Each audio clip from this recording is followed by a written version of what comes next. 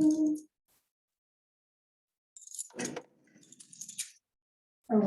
are you, everybody? Good. Okay, cool. Here's some new phrases. Ready to go? Yep, okay, Let me awesome. know if you need anything. Will do, thank you.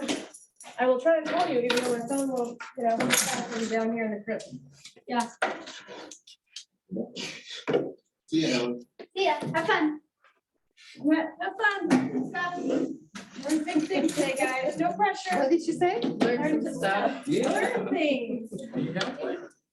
All right. Okay, so, okay, is there anyone in here that hasn't completed their first transaction? 1, 2, I'm still 4. getting licensed. It's looking license. That's exciting. Verifying at the same time. Yeah, the next thing is I've done the national and state and the Mhm. 48. I'm working on the 24th, Awesome. Okay, very cool. Very cool. almost there. So everyone else in here has done some type of negotiation at some point, from what it sounds like. I'm Steven says I have. He hasn't. You have not? Okay. Oh, there's a chat. Oh, I actually have a participant. All right. If you guys can keep a little bit of an eye on the chat, if someone does pop in and I don't acknowledge it, that means that I haven't seen it. So feel free to interrupt me anytime. Okay. Thank you guys for being on Zoom as well. Ignite, they revamped Ignite, I think last year. And I remember when I took Ignite, I took it before I took Bold. And I'm really glad I did because it really kind of helped me, understand the models, the systems, and some of the things that were able to help me kind of overcome some of the fears of being in kind of like a sales commission type job. So I commend you all for being here because it's the material that they've got for these classes is 10 times better than something I could have come up with by myself. So by the end of the day, you'll understand negotiating offers, something that they call the 3 Ps, recall and practice the key skills of negotiations. Full disclosure, I have a MAPS coaching call at 2:30, so we will be getting out on time, if not earlier, because I have a little bit of prep that I'm going to be doing for that as well. Because my MAPS coach doesn't give a shit. She is outstanding, but she also terrifies me. Is it So, Shanna? huh? Is it Shanna? No, it's Kathy. Kathy Nizer. She's pretty incredible. But if you don't have a MAPS coach or you don't qualify for MAPS coaching, definitely talk to our productivity coach here because she's phenomenal. Okay, so negotiating is not something to be avoided or feared. It's an everyday part of life. I myself negotiate with a 2-year-old multiple times a day. He's my biggest, that guy, because negotiation is a skill. And a lot of times with skills, they can be diminishing. So if you don't use it, you could lose it. It's a saying I learned back when I was in law enforcement, when we would have to practice with our weapons. Like we would go to the range and we have to shoot and qualify. If you don't use your skill, you lose your skills. And that goes for anything, especially with negotiations, because if you're not talking to people and regularly negotiating things, you can lose those skills as it goes on.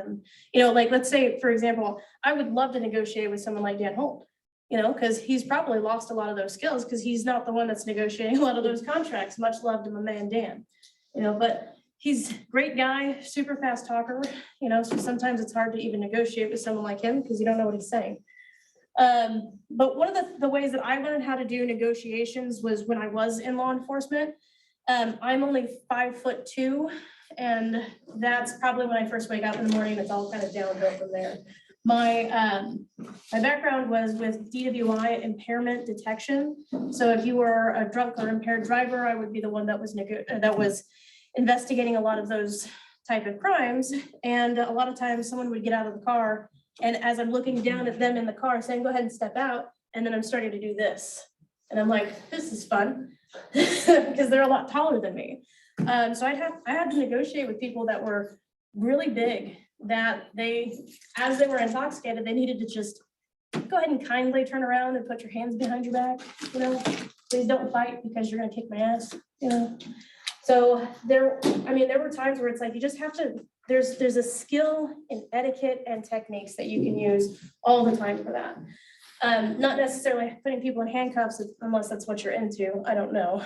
But the best way to go ahead and make sure that you're negotiating with people is, and we'll touch on this several different times, is to continue to be professional. Come from a place of kindness, And you don't always have to be the tough guy to negotiate to get what you want.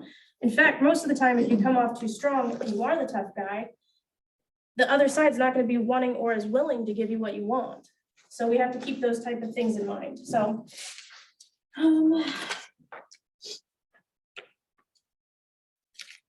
okay, negotiation Y4C2T, C2Ts.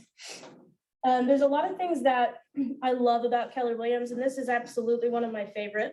The win-win or no deal, integrity, do the right thing. Customers always come first. Commitment in all things. Communication, seek first to understand, and that's huge for this class. Creativity, ideas before results. Teamwork, together everyone achieves more. Trust, starts with honesty. Equity, opportunities for all. Success results through people. So if you are negotiating with someone and you're trying to get your client the best deal possible, but you know that if you just told a little bit of a fib, not like a lie, right? How far do you think that could possibly get you if they catch you? Not very far. If I found out in a negotiation that somebody lied to me, I would call them immediately and say, how dare you? How very dare you? But it's a matter of making that communication last, but now you've lost all of my trust. And even though I'm an agent, agents are the ones that lose deals most of the time, not clients. So you're negotiating with people all the time. So tell me your name. Amy, okay, I think I knew that actually, sorry. When with your buyer or seller, when do you start negotiating with them? I mean, I would say in the beginning, you definitely set the basis of like what you should do. Mhm. But yeah, probably the beginning. Okay, perfect. Yes, it is the very beginning. You're setting an expectation. The expectation of what people, of who you are as an agent. When you set the expectation, you start the negotiation process with them. One of the things that Christina and I often will say in a buyer's consultation, when we go to we'll start talking about the repairs. We say up front, we're not gonna be asking for doorstops. We're not gonna be asking for tiny little things. Cosmetic issues, we're not gonna be asking for those. Structural, absolutely. Major items that you would not want to own a home without this already being fixed. We tell people, if you're buying a product and I'm buying this, but it doesn't come with the lid, I don't want it. I'm not buying the full product. A lot of times it's the same concept with buying a home. It's a simple concept, so don't overcomplicate it. I just want to have the AC in working order. I don't think that's a bad thing to ask for. It might be very expensive, and you might unfortunately be in a situation with a seller who cannot afford to make that kind of repair, even if it's pretty necessary. Sometimes you have to walk away from those type of contracts, but that's for a later conversation. Does anybody have questions about any of this stuff so far? Okay. You can negotiate most and all of the terms on the phone or prior to writing anything. That is one of my, if I can give you a little tidbit today, you can negotiate anything before you even start the process of writing a single contract. Because if you start writing before you even talk to the agent, I've had people that offers have just shown up in my inbox, and I didn't even know about it because they didn't even call me to tell me it was there. I'm just like, this is awesome. But then I feel like I have the upper hand because I don't know anything about what the client wants. There's no interest whatsoever on my part on the well-being of the buyer, because maybe they're the next door neighbor and the agent just assumed I would know. And they just wanted to buy this house for their mom. That's an incredible motivator. And if I have the opportunity to take that back to my seller, that might be like, oh, we know those people. Yeah, we would love to start talking to them. But if I don't get any information, I don't have anything to go on. So if it's just cold, then what am I going to tell my sellers? You know what I mean? So there are two options after an offer is presented. Obviously, you make the offer, it's accepted, you close. Option two, the offer is rejected or countered, you renegotiate, then it's rejected or countered or accepted, and then you go to closing. So I love option one, I think we all do. That would be really cool if that was the norm. You guys make an offer, we accept it, we don't even counter, and then we just close. But that's not how it normally works, even in offer one, because the offer gets accepted and then you still have inspections and appraisal to go through. So you still have more time that you're gonna have to continue your negotiation work. When is the best time to set the expectation? Christina, I get to pick on you. She's my buyer's agent, so she has no choice. When do you think the best time to set up the negotiation conversation for repairs is with the seller? The seller's agent, you're the buyer's agent. You've already toured the home. You're writing up the contract, you've written the contract, you've negotiated all of the terms. Whatever stage in the offer process you want to think, when do you start the conversation with the seller's agent for negotiating repairs? Well, I think it would be at the beginning, whenever you do write that contract, because you're gonna, if there's something that you see that you think, you know, this is definitely gonna have to be repaired, and maybe even just kind of give them a heads up and say, hey, we're looking at this. Clearly, this roof doesn't look good at all. Mhm. And then that's when you kind of find out, do they have it in the works of maybe it being scheduled to be repaired? And then you start then That's awesome. Yeah. giving them that expectation. That's what you're gonna be asking for. So yes, the answer is yes, exactly. You can start that, the sooner you start the conversation, again, you're setting expectations. So if you're setting an expectation you can set it with your buyer and say, hey, let's start talking to the seller's agent about what we're seeing. You know, we're seeing that the floor over here is pretty soft by where the water heater is. That means it's probably leaked over time, which there's another issue that could come up with that. If you've got soft floor with moisture, what do you get, Liliana? Your mold, mildew. Something super common in our area because we have high humidity. We have a lot of moisture, it gets trapped in the crawl space, and then now you gotta negotiate that too. So those are things you have to keep in mind. But again, where do you set up the expectation for mildew and mold for your buyer? You. Yeah, you. Yeah. When do you set the expectation up for, should I panic if there's mildew and mold, or there's possibility that there's mildew and mold? And how do you prevent a buyer from freaking out? Whenever you're looking at the house, I guess, I'm not really sure. I was on that. No, it's all good, it's all good. That's why I was like, sup, bro?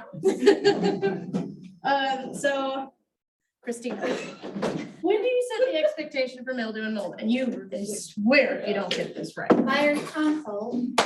Buyer's consultation. So you're negotiating with them whether they know it or not during the buyer's consultation. Because now you're telling them, hey, mildew and mold, common thing in our area, don't freak out, or freak out if you want to, can't stop you. But I always tell people, hey, it's common.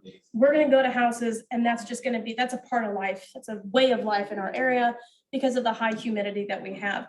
And there's not a lot of education surrounding when you should open your, like, what should you open, Christina? Like around your, what's around the house that you should open in the high humidity seasons?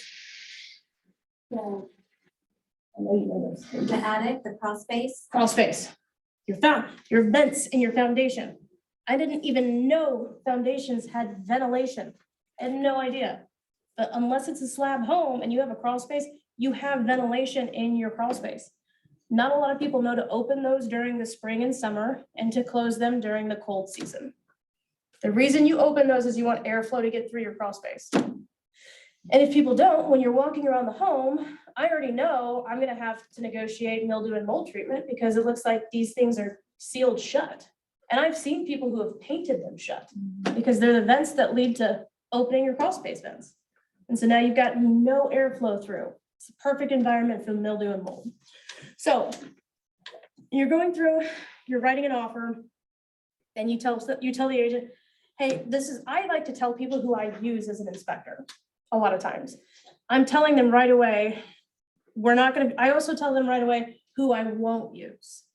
Sometimes there's a couple companies out there that I know agents really don't like to use or really love to use. Sometimes if I know that there's a multiple offer situation and I want to ensure that we get the contract, I will open it up to, okay, this is my home inspector. He even did my personal home for my home inspection. I don't know if you've had a bad experience with them or not, but if so, I'm happy to to talk to them about something if there's something that needs to be discussed, like they made a recommendation on how a repair should have been made and they're not the professional. Pisses the seller's agent off all the time. So if they're like, I can't stand that company, I'm like, we're open to suggestions, but it's, at the end of the day, it's my buyer's determination, who they want to use. But if they say, use inspection company A, and I think that they have a good reputation, I have no problem using them. Because it also gives the buyer, the seller side, a feeling of ease. We're easy to work with. We want to work with you. We want to, so you're negotiating with almost the emotions of the seller's agent by saying, we are gonna make this transaction as simple as possible, and we're gonna try and make sure that we make it a process that is enjoyable to work with. Because as you'll see, if you plan on being in this industry for a while, you're gonna probably work with them again, or you're gonna see them at a banquet of some kind. And so hopefully you didn't lie to them. So, does anybody have any questions about any of the stuff I just talked about? Mildew, mold, when to start the negotiations? Cool.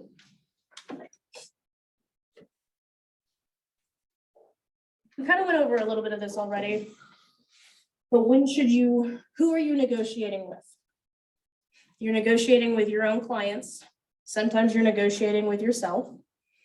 And whether or not you should I take this 9 p.m. phone call? If you're in a multiple offer situation and they're, the seller's agent has been sitting in front of the clients, their sellers for the last 3 hours going through 5 offers, and they call you at 9 o'clock, it's up to you. I tend to not answer my phone after 7 because I'm usually putting my kids to bed. And that's like the time that I don't have to worry about kids because now they're in bed and I'm done negotiating with the terrorists for the day. But if I'm getting a phone call at 9 p.m. and it's one of those situations, I'll probably answer it. If it's someone that I'm like, why are you calling me? Then I'm just gonna be like, well, that's gonna be a really great voicemail. Or text me because it's 2023. So. The agent on the other side. Here's something that I want to make sure people, and I'm going to have you guys get into groups, just kind of partner up real quick. I want you to think about this question. What are some open-ended questions or questions in general that you can ask the seller's agent when you're on the buy side to make sure that you have an edge to get your client's transaction, your client's offer through? I'm going to give you guys 5 minutes. Partner up with somebody, and then I'm going to call on each group. I want at least 2 ideas or 2 questions that would be a good idea to ask the sellers. Say like, what's the most important thing for sellers? And we're on the buyer side. Everybody's on the buyer What's side. the most important thing for your sellers? And kind of you can feed them, like, is it when we close, how quickly we close, where we close? Is it, don't go over $5,000, what's the problem, like, things like that, you can kind of Because pry then you're into like a little bit. putting on the sellers and that. I think it's, what's the deal breaker for them to tell you to screw off? Yeah. Walk out of, you know what I'm saying? Yeah. But it's true, it's like, what's, because like you get an offer and you counter it. And I always say, we're sending them a counter offer. They could kill a deal at this point. Are you happy? We're putting on here for things. Yeah. Does this list look daunting to you? Like, do you think this list, if you were receiving this, is this acceptable? Yes. Like correction. I think another one too would be like how motivated is your seller? Yeah. Is time an issue? So they're needing to move or so they want to give us a budget, 30 days, how motivated they are. I usually. What kind of contract they will accept. Yeah, I used to say, this was last year or the year before, it was crazy. My people would be like, oh, I want the fridge. And I'm like, the main important thing is that you pick us first.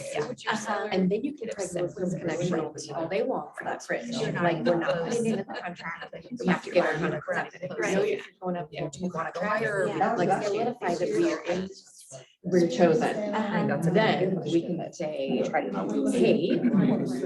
Is the fridge bigger? is the fridge, what is it? forward your clients to set the fridge to your sellers Yeah. or buyers, like things like that. And then if it's a deal breaker, you don't want it to be like, where is that? Well, I guess it's like if they're, so things they don't ask for the fridge. That would be, that's, I think, like, I really think about it. If I really think about it, like, we're not asking for fridge, just asking for it, right? They provide us with corrections. Yeah. Like, oh my God. Or ask for 5,000 sellers concessions, you know? Right, like you're already asking Yeah. for, like, and so I put it back on my clients quite a bit. I've seen myself do it, because I'm like, you have to understand, like, you already have, you're already lowballing the price. They want to take it with $5,000 less, Yeah. and we're only asking. Hired a maintenance guy for Mhm. a couple of You days. saw that, And I making mean, sure that even gets Windows done. Prep, like, they wouldn't even reject you with Windows last year. No, because I was mind boggled by the fact that FHA agent didn't like call out, like, cracked windows. Make sure that, Like, it has to be jagged, safety risk. you're like, getting if you the, had your finger sort of on what- thing and it jagged. what's important to jagged him, you and yeah, cut you. yeah. That's, I'm like, who did this? Happened during the crazy times. Yeah. So I just try to really hone in, whether I'm on the buyer side or the seller side, I'm like, every time we pass this to them, they can. Oh, there's a stop hand the in deal. Yes. Truly. Do you receive it? I don't think I'm getting. They can say no, And not- reject, and not even counter back. And so like, I do try to. Okay. And I had to do like 80 land. Okay, good. Okay, great. I thought we would never get it. Yeah. This is like, I'm just talking. I'm just saying, I'm holding my client's hand. This is what he's asking for. Don't have a license yet? I think he truly wants the house. All he sees is the broken thing.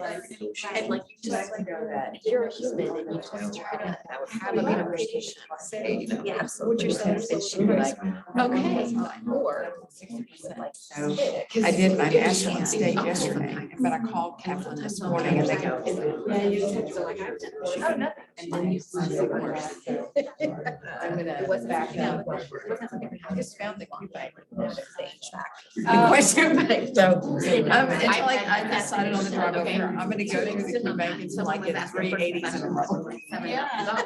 And I said, given the price of the home, I don't think that 7,000, they'll only give you what you actually use on a transaction. I go, you need to ask your banker on that side what they truly think makes concessions are. I'm like, I'm not a banker, but usually this price of home would be maybe 5,000 max, maybe 4,000. Really, Just for 7, I think that's impossible. Yeah. This is not $1 million. And I try to say that in a nice kind way, but I'm like, The screen. you're missing something. Something's saying across the screen and he says it 3 times, maybe 6 times. And And he emphasizes I certain words. the first time. When there's a lady that does, yes, or I've had people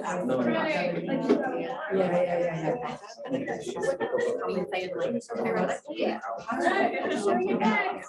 It was sold by someone who is now deceased. I'm so sorry. We have a couple of groups, so thank you guys for taking the time to do that. I know sometimes these classes, I really don't want to be the type of instructor that just stands up here and just preaches to you guys about, don't you dare call me with this type of negotiation tactic. I swear to God, I will show up at your home. I mean, I won't, again, I have 2 toddlers at home, I won't show up at your house because I'm tired. But if you guys came up with some stuff, I'd love to hear it. So let's start with the group right here, the first group.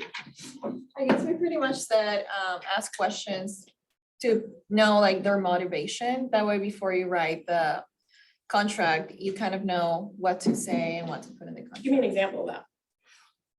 I don't know, like maybe a time frame that they're trying to set to closing, let's say 30 days or less than 30 days. So I'm gonna call you right now. We're gonna role play. Okay, ring. Hi, Liz. Hi, hey, just wanted to go over, I just got your offer. So can you tell me a little bit about your client? Yeah, so my client is trying to sell their house in like 28 days, and we would like for that to be possible. Okay, so what you're telling me is the timeline is really important. Yes, very important. Okay, let me tell you something. I have a really great lender. And one of the things about my lender, and something we've always kind of, I've seen in my experience, is that if you tell a lender 28 days or 45 days, they will be able to get it done in that timeline. So if I tell them 45 days, it's gonna take them 45 days to do. So if I tell my lender I need this done in 28 days or less, then my gal can do it, okay? I already know the process through my underwriters. And then I will explain who my lender is and why I can say that. You know, here's an example I've had with Christina Ferrante over at Flat Branch Mortgage. That's one of the lenders that I've worked with for years.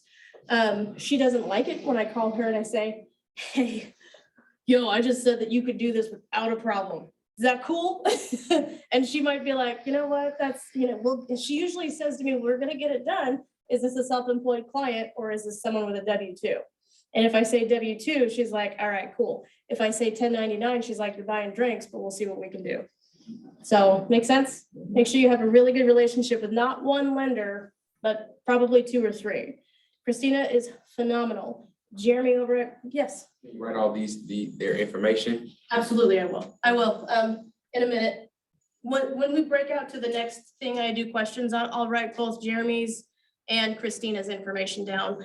And I can explain why I have 2 particular lenders that I like to use because not everybody's the same. So excellent question. I will absolutely put that information down. And I'm sure my lenders will be like, yeah. So that's perfect. Awesome. Thank you for doing that.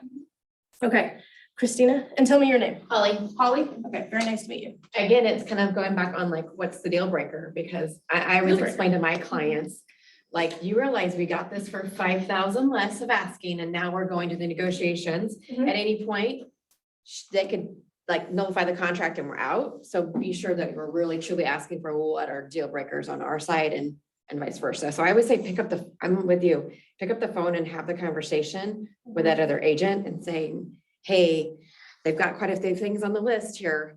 What do you think is, you know, and get the feedback of her sellers or buyers Okay. on the other side. Okay, so, and there was a couple things that you said in there, and I kind of want to break some of it down. So I'm going to use you as an example, because you said, you brought it back to not quite a motivation, but there's a different technique. You kind of, you threw a little fear factor into it, because you said, hey, we got it for 5,000 under asking. They can nullify this at any time by saying, we're not going to do any repairs that you're asking, for example. Is that what you're kind of? Right, like I try to prep, if I'm representing the sellers, you know, or the people under contract, I try to get them in the mind frame of negotiations of you are like on the other side, are they gonna see like we're asking for the moon? Because Right. it feels like we're asking for the moon. Mhm. So you truly love this house, you know, you were already are under contract, under the list price, and kind of just get them to get in a reasonable Mhm. negotiation Right. to start with. I'm going to call you real quick. I'm a buyer's agent. I'm going to call you as the listing agent, okay? So go ahead and answer the phone. Hey, this is Holly. Hey, it's Elise Riley over at Keller Williams. Hey, I'm glad that we got under contract with you, or that you guys accepted our contract. Or I know that you guys are negotiating and looking at 2 different offers right now. I want to make sure I put this information in front of you. I have set the expectation with my buyers from the very beginning. They are not going to nitpick. We are not going to try and have you rebuild the house from the inside out. They are reasonable. We've already gone over what an inspection notice looks like. They know that we are going to ask for things that are going to be probably major if there is something major to be done. But if there's mildew and mold, you know, we're going to ask for that to be repaired, which I think is, that's acceptable. The reason I think that is because, you know, you guys are going to have it back on the market. You'll have to disclose that. So we're not going to ask for things that are unreasonable. I want to make sure that you know that. So when you go back to your sellers and you're talking about who you guys could be working with, you know, if our offers are almost the same net value for the sellers, this is what else I can give you. I can tell you that I have well-educated buyers that come down. They're educated when it comes to the process of purchasing because they're my clients. And I put them through a buyer's consultation. So just go with confidence to them that we will make sure that it's a good contract. So then I'm gonna say also, you know, like, do you like bourbon? Yes, and Like yes. wine? Cool, like I'll just give you a bottle. That's great. Let's just go into contract. It's gonna be fun. It's gonna be a great time. And you're like, I hate either of those. I'm like, shit, all right. Coffee. Who doesn't like coffee? A lot of people apparently. It's fine. But what you said is exactly true. Like if I know you're an agent that I worked with before, Mhm. I already know that about who your inspector is going to be and how you're going to guide your Mhm. client.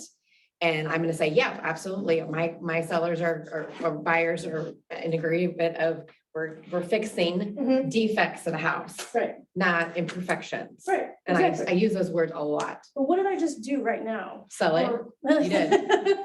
if Yeah. no one else explains You're damn that, right I did. you I kind of did. gave me a verbal promise Mhm. to hold your people accountable for not being stupid Right. on the inspection notice. And I have to go back to my buyer and say, I vouched for you. And you are asking for them to paint a bedroom? Like, I'm gonna tell them, no, we're not gonna do that. So, and I'm gonna exert that and say, we are not gonna ask for things that are cosmetic. I made a promise to continue to get this contract for you. And I mean, you're the one that's in charge at this point in time. They are hiring you for a service, deliver that service, but also you are the professional. But the other thing that I just did is that I set up our future apart. When you have another listing and I have another buyer, and I call you and say, hey, girl, it's me again. Remember me? I offered you wine, you said no. I offered you intelligent buyers, you said yes. So that's the setup that I'm now doing for the future, not necessarily my next contract, but 10, 5, 10 years from now, I will remind you, hey, remember that? If I remember it, who knows? I have toddlers, I don't sleep. So, okay, next group. We talked about kind of the same thing, motivating factors, which can be a whole bunch of things like price or repairs.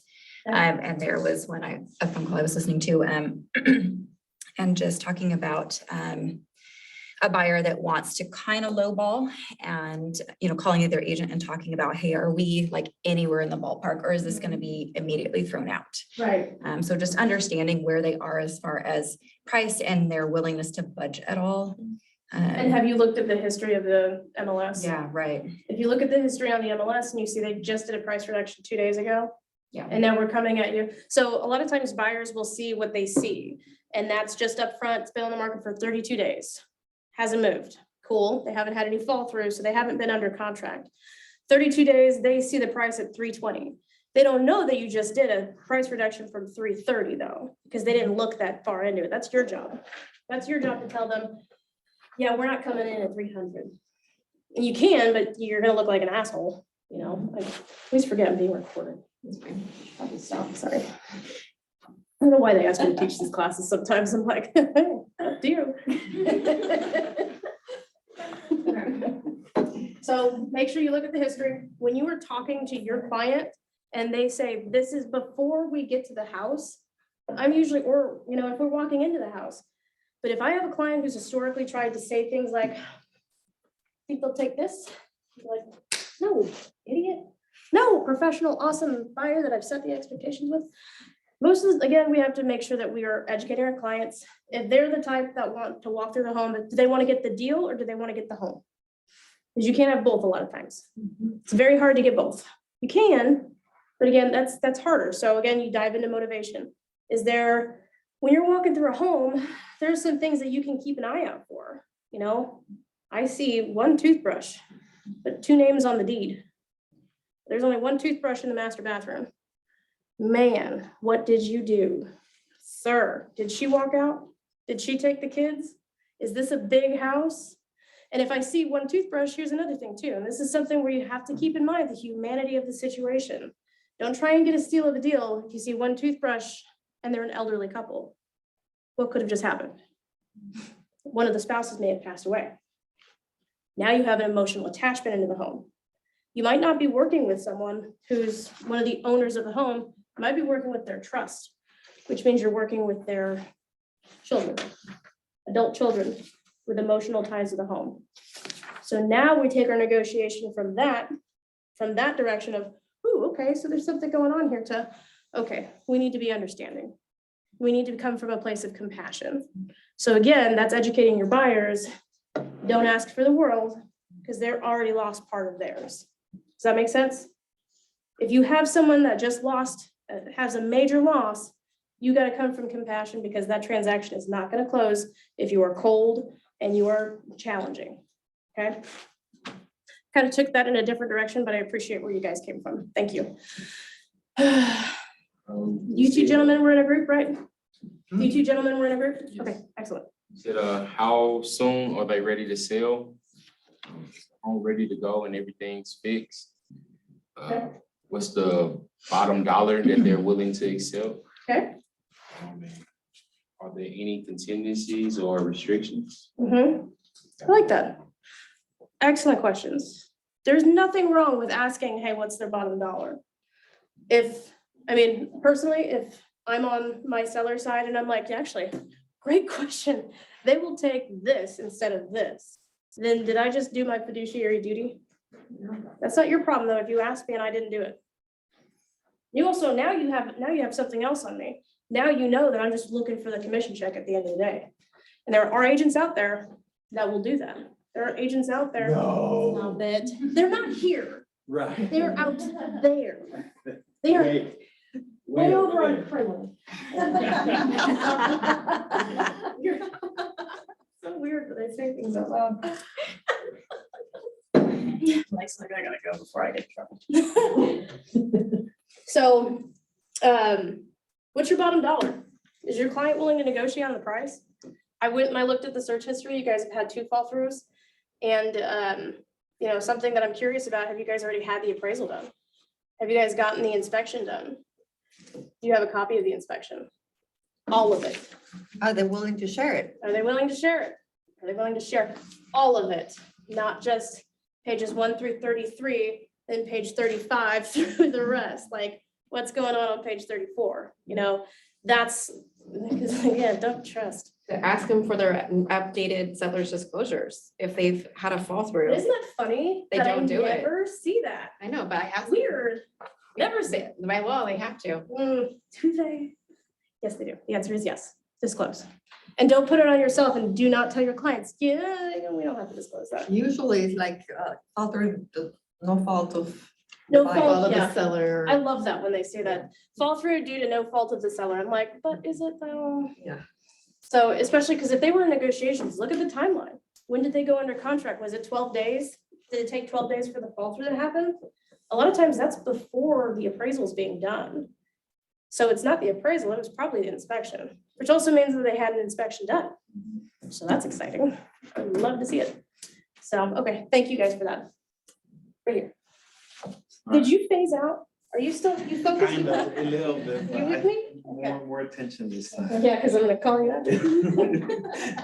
So what's the reason for selling, and also what do the sellers want to see in the contract or the offer? Super simple, very broad, excellent question, because that's what's, if I wrote something in the special agreements, like, do they like wine? Do they like bourbon? Do they like coffee? I will give them 1 pound of coffee each month for a year. Don't do that, that's bribery. Give it to me. I will take your coffee, all of it. I'm sure you, I probably don't need the amount of coffee that I drank. Sorry, Christina. She's in my office with me, so. We shared at the office. Sure. Yeah. Okay, so a simple question, just what does your seller want to see in the contract?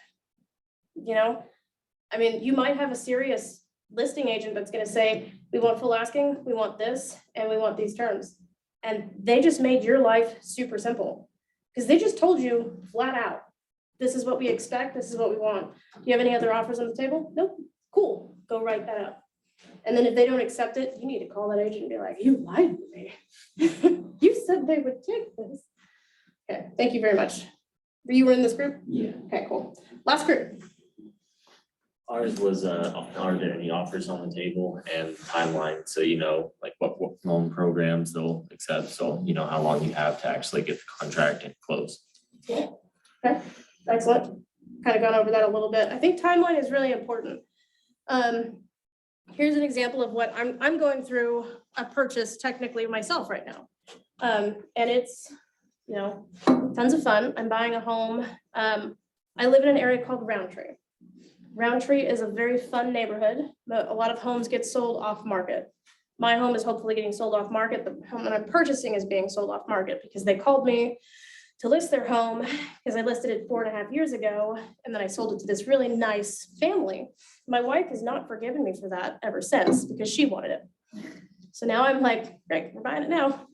4 years later for a whole lot more money, but she's happy. So that's all that matters, right? They are building a home. So we can't move into our next home until they've got their new build complete and they've moved into it. And that's not gonna be until the end of May, beginning of June. So do I sell my home now?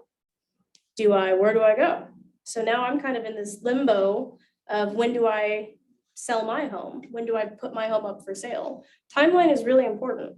I had an agent call me yesterday because she heard the rumor that I was gonna be selling my house in Roundtree and she wants it. And I said, well, you can't have it until the end of May, beginning of June, depending on weather, it might be the beginning of July.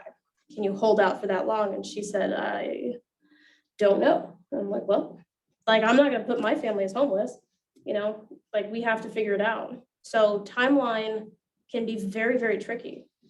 If it's a vacant home and you know that they've already moved on to the next home, you know that timeline can be, if you have the fastest timeline, you might get the deal. It's not always about the money. It's about when they're gonna get it. So anyway, great activity, guys. You guys were just talking about the next greatest TikTok. You guys were actually talking about the material. This is awesome. I used to teach for cops. I never did that. That's fine. Okay. Okay, something else to keep in mind.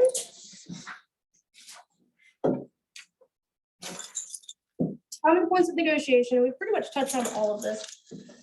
Usually the price, that'll be the primary factor. Cost of the property, terms, financial, time-based, or both. Here's an interesting one. So if you are negotiating, let's say you have a, thank you for coming. Yes. If you have a buyer and they have a VA loan, do you encourage that VA buyer to go with a conventional loan just to get a property? I mean, I genuinely want some answers. There's not a wrong one. I mean, I have my answer, which is probably right, but what do you think? You weigh out the benefits of the VA percentage rates Mm-hmm. mathematically and the difference of commercial, like, I mean, or conventional, like right now, they haven't been a whole lot different. VA is gonna add extra time on your timeline, Is that more important than paying PMI? depends on your client. There's a lot of different factors.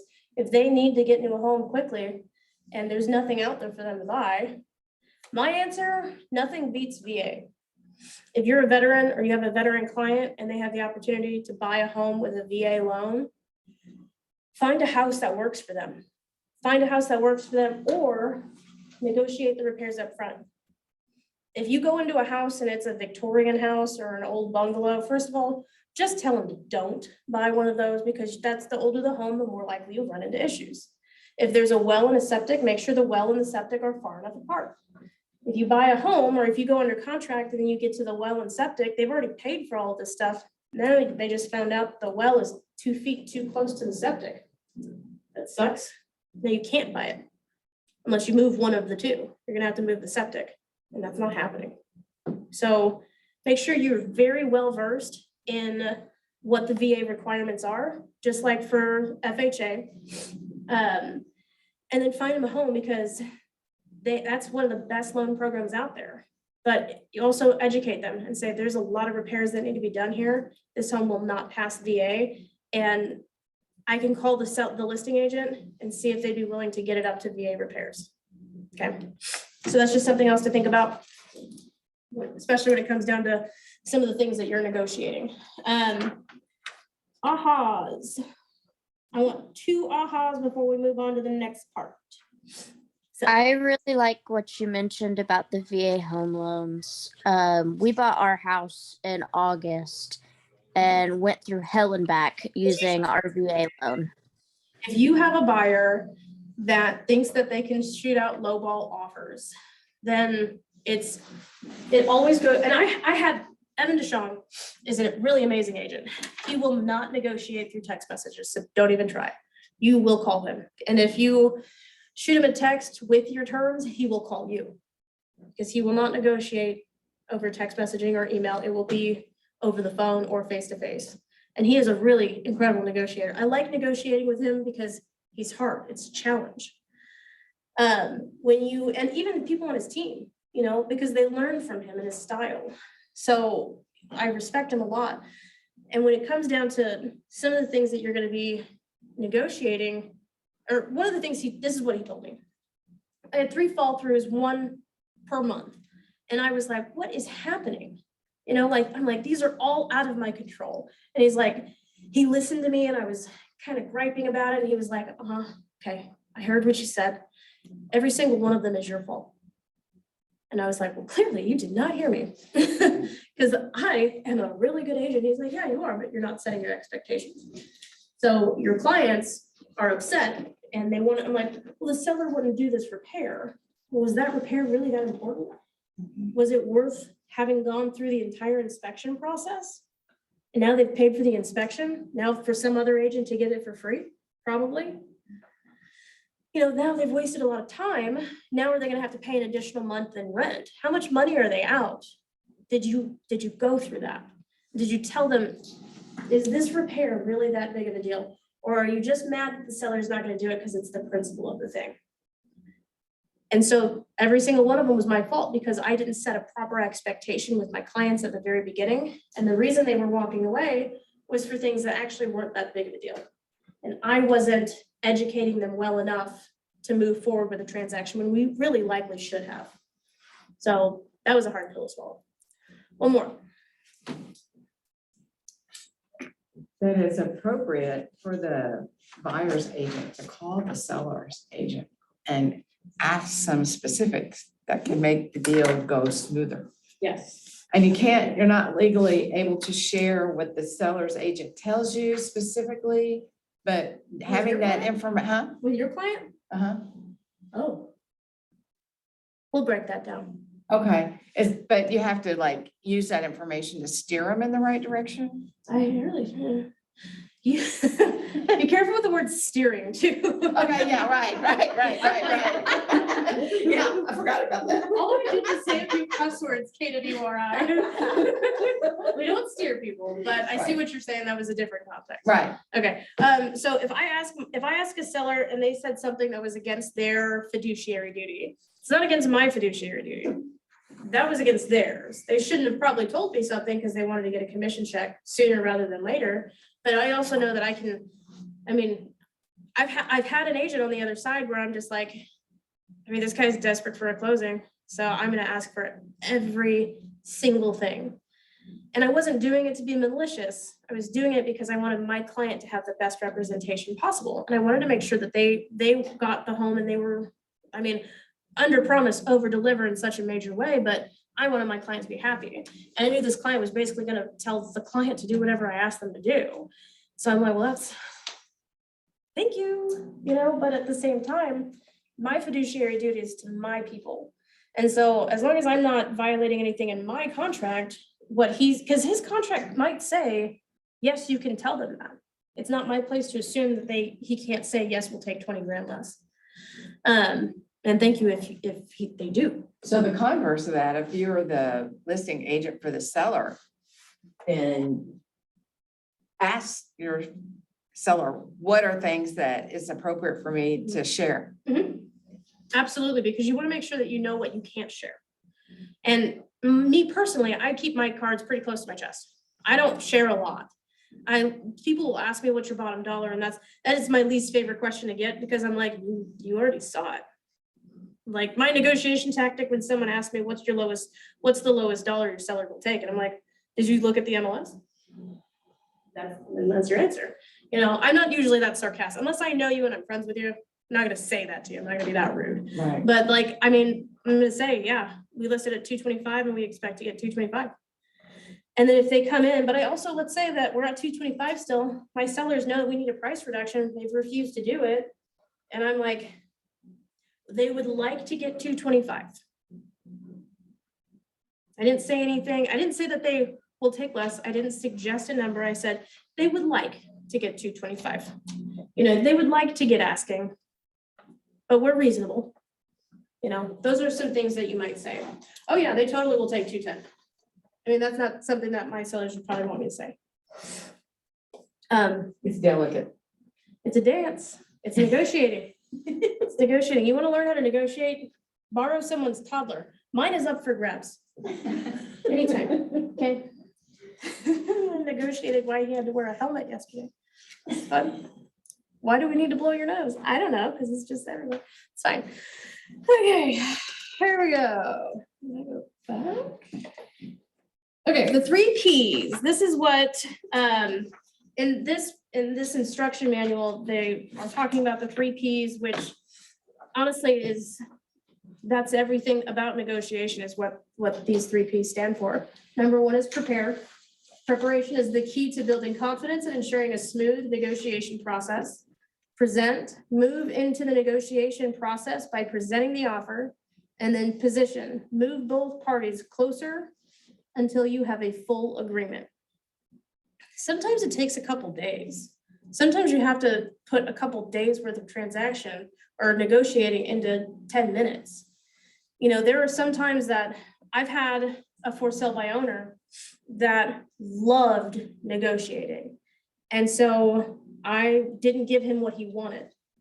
He hated it because he would say, okay, cool, call me back. And like he would tell me something and I would be like, oh my God, this guy. And I would put my phone down and I'd be like, I'm gonna call my sellers right away, buddy. Like, that's what I wouldn't say like, oh yeah, let me get on the phone with them right now. But I would be like, okay, heard. I'll call you back when I've got something. I've told him I will call you back when I've got something. That does not mean that I'm now gonna run to my buyers and say, this is what he wants. What are we gonna do? I'm like, I'm gonna let you sit in that. First of all, you had an attitude. I'm gonna let you sit in that too. Like, I had time because I had other things that I needed to do. And he's texting me every 5 minutes. What'd they say? Sorry, I don't have an answer from them yet. I'm not lying. He hasn't asked me if I've reached out to them yet. I sure as shit haven't.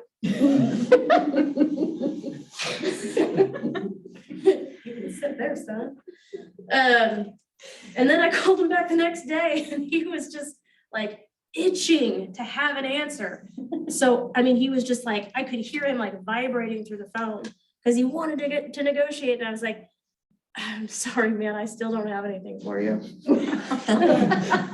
It's tough, you know, they work overnights and they're tired and it's just, he's like, well, when do they get off work? I don't know their schedule. I just know they work overnights. They're probably tired, they're in bed. I'll call you at 2 o'clock, okay? I know damn well they wake up at noon, so we've got 2 hours that I can talk to them. And I talk to them and they're just like, let us think about it. I'm like, perfect. Yes. Let us think about it. I'm like, absolutely. And I'm like, I've got a phone call at 2. I'm like, you can wait. No rush on my part, buddy. And so I called him at 2. I'm like, hey man, okay, I heard back from my folks. And he's like, okay, what'd they say? I'm like, they need to think about it. God, I was so excited to tell him that. I was probably like, I got something, man. And it's not much. It was awesome because then this guy was like, oh, come on. By the time I got to him with our answer, he was ready to just be like, okay, fine. And I'm like, awesome, because you were so rude. It was just, I mean, it was one of those things that I was like, he just showed because I don't get to do this ever. This is the most exciting thing I've ever gotten to do. And I was like, have you heard of K-Score? Would you like to get your real estate license? Because you seem like you really need to talk to people more often because he worked from home. And so I'm like, you're weird. You're weird. So he did like to talk to people. But he was showing me his cards. He was showing me all of his tactics. So I knew what I could do to get him to just basically be like, okay. And he was able to give my client, he in a way, willingly, maybe unknowingly gave my clients what they wanted, me, what I wanted him to give them. So that was fun. So there's all kinds of ways that you can start the negotiation process and maintain what you need also, but see where people are at. If someone is giving you those kind of vibes, use it. It's not your fault that they're giving all of their cards away. So okay, that was a little bit off track, but I really wanted to tell that story at some point in time today. Okay, so prepare. Let's talk about prepare. Know your goal, know your client, think ahead, set the clear expectations. This is repeated in here for a reason. Set your entire job is setting expectations. That is your entire job. If you set the expectations properly with your clients, if you tell them, I will call you tomorrow at 2, you better call them at 1:58. You better have that phone ready to go. Because then if you call them at 2:30, you've set yourself up to disappoint them. So make sure you're setting clear expectations for them of what to expect, how often you're going to communicate with them, and what to expect when you're in negotiations throughout the transaction. Be informed, obey the laws, know the documents inside and out. If you don't know your documents, you need to sit down and with a highlighter, and the things that you don't quite understand, you need to go to Jim or Dawn. Those are the two people that need to give you clarification. Okay, ask purposeful questions, this provides you with the points you will negotiate on. Provide insight on where you and your client will have the leverage. So again, insight on where you guys will have leverage. That's that one toothbrush type of idea. You go into the closet and it just smells like cologne and you only see the closet filled on one side. You know, you've got something there. That's an insight for you to keep in mind. So those are mental notes. Set clear expectations. Allows you to get to know your client and their goal.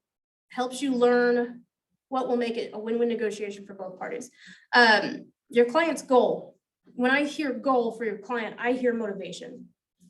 So when you're in the negotiation phase for repairs and they're like if they've got a little bit of fatigue from the process, you know, you can get decision fatigue.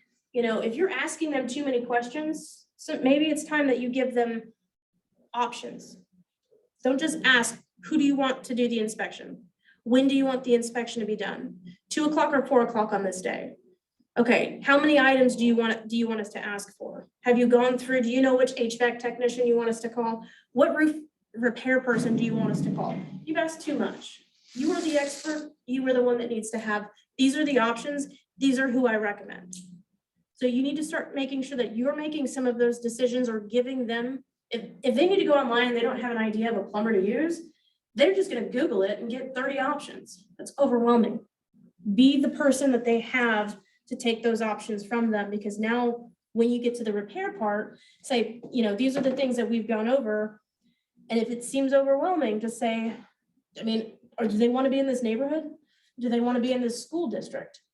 Are they moving because they have a baby on the way? Are they moving because their kids are growing and there's just not enough space in their current home?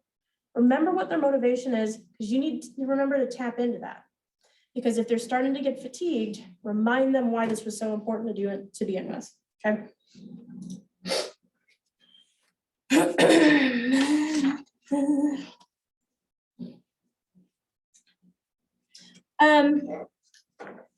So know your client, because this kind of goes back into what I was just talking about. Remind your client of their motivation.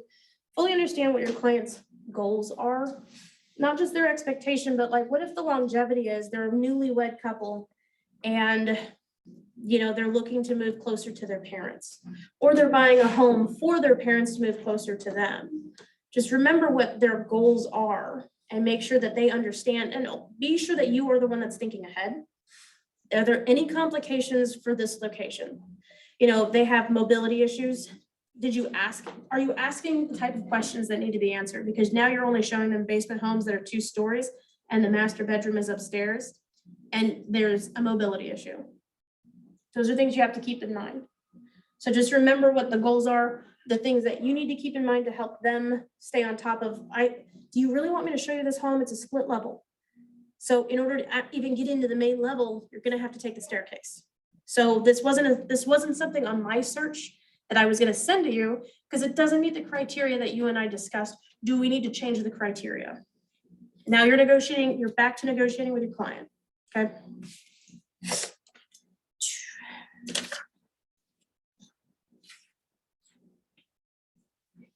What would happen if, why is this important to you? These open-ended questions really do help make sure that people understand what it makes so these are like coaching questions. Like my coach, for example, asks me open-ended questions all the time. What do you think about that? Tell me a little bit more about that. If someone says, I only want to live in Roundtree. Okay, tell me a little bit more about that. What's the reason? Well, we as a family, one of the things I used to do with my dad when I was growing up is we always took walks in the evening. And I've driven through that neighborhood and almost every street has really nice sidewalks. I love being able to walk to a restaurant in the Cherry and Pickwick district is my favorite. I want to live in that neighborhood. Cool. That's something I never would have found out. They were close to their parents. They're close at least to their dad, you know, those evening walks, those kind of things. I say this and I'm like, I don't even talk to my dad. But those would have been nice, you know, but it's a very walkable neighborhood. So those are things when now you also, there's something else there. So I had a client who, he told me that story, that he and his dad used to do stuff all the time. And so I was like, cool, where does your dad live? An hour away. And so I'm like, one of the things that I asked him at the end of our transaction, are your parents ever gonna move closer to you? He's like, yes, that's actually something that he retires next year. That guy's going in my pipeline. That's a pipeline right there. So when they tell you stories that are really personal, pay attention to them, because that's something that you can add. This is a side note, obviously, from our class, but there's always an opportunity there for you to connect. We're in a relationship-based business. So you want to connect with your people to make sure that they do business with you. Now their family does business with you when they move closer into the same vicinity, the same area. Make sense? So the question, what would happen if this helps you anticipate the next step of the negotiation? Why is this important to you? It helps you gain more information and gain more insight. So those type of things, tell me more about that. Why is this important to you? Those questions might seem simple, but they can reveal so much more information to you. Okay. All right, work with a partner on this. I think this is my 24. What page are you guys on for this one? Because this says 18.6. 18.6. Yeah. Okay. So you guys will be, okay. Read the scenario, list clarifying questions to ask your client, apply your new knowledge of open and closed questions. I'm gonna give you guys another 5 minutes for this one, okay?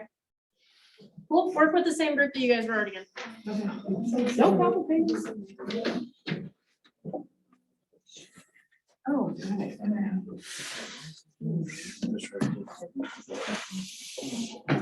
So it's priced 175 and she only wants to write an offer for 125. It's as is, so they listed it as is. There's little to zero wiggle room on corrections. I'm originally from. The seller, I think. Sorry. 680, not just right anyway. It's impossible. So. It's hard because then there's also quite a bit of activity I don't necessarily on the wanna go there. listing. In the old days, she wouldn't get it. Yeah. I guess it's not full price. So we would need to find out. She wants to offer. You know the area, 125. okay. Have you ever been down there? Yeah. No, I've been all over. 6.8%. Mortgage payment and 36. She loves something that's a little bit.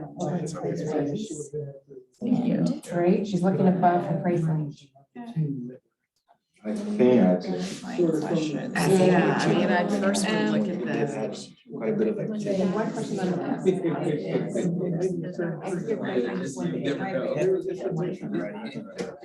she can't afford. So, number one, You would qualify for like 100. you have to ask her about her true budget again. Right? Maybe ask if I guess it's too much. Elephant. She can afford.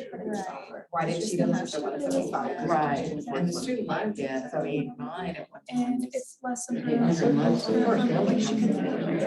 maybe. More about her debt and Right, timeline. her budget. And she has student So loan. she has, So the number student There's loans. other offers on already saying it. like she doesn't really qualify, but, Yeah, that would start to see if she's So good. the first thing I was gonna do. That would give. It's 155 her true price range. Like, to me, you go back to like, what is truly your price range? Or what is your banker telling you? Well, that's the Have you talked thing, to your candidate about what that Looks like payment would She be? had like compared to Yeah. what you're currently going through. renting, so, And yeah, what is your current rent? and if she's like, because if you're renting, let's say, an apartment like, she's got or rent, a she's house, you got- have to give them 30 days notice. Right. if You're gonna move out, so depending on the timeframe when this whole thing will. We can find out what her lease agreement is. She's going month to month right now, how much notice she needs to give. Yeah, that would be very important.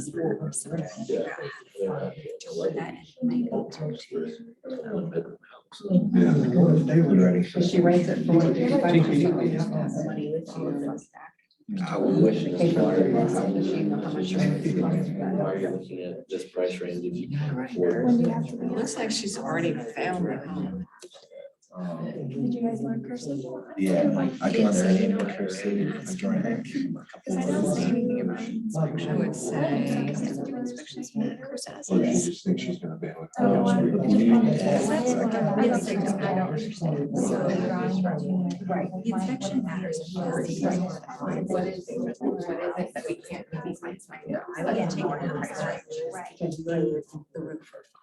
You're gonna have to write Today's off market. 155, which is saving. That's an unrealistic You still need expectation. another. As it's the roof before you do it, move into it on top of everything. So like, what is your price range? So actually, That are overpriced.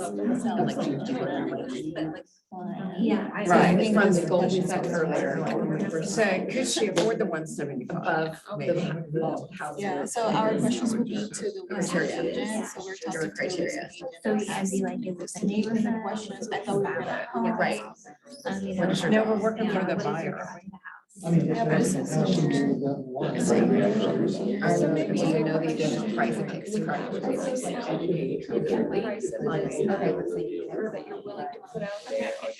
How much more are you gonna? How much are you Representing the buyer. Inspection costs. Well, and, especially you know, if- either way. If you're telling that Julie asked it, she's gonna make some. Maybe clarify and see if she could afford the I 175. mean, Some sort of Pretty much Yeah, sharing because it's to me, our motivation. no, it's one If, fifty-five if, plus a new roof. if her budget would Plus allow her to right. offer Plus, 175. plus, right? And I think that would be good for like. It may not even- Whenever she gets. Okay.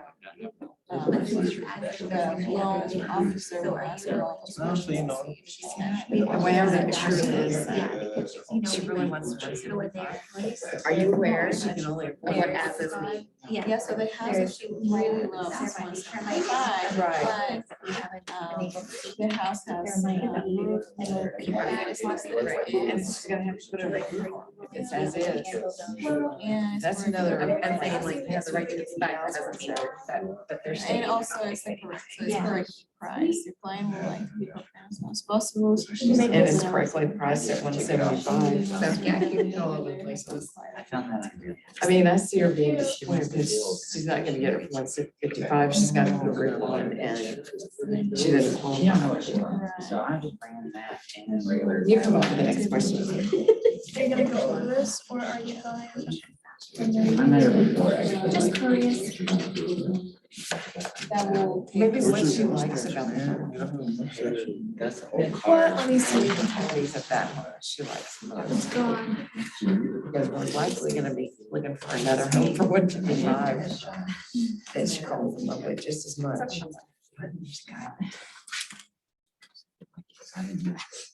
And wait, this past month? Like when I Call the seller's agent in September. Oh.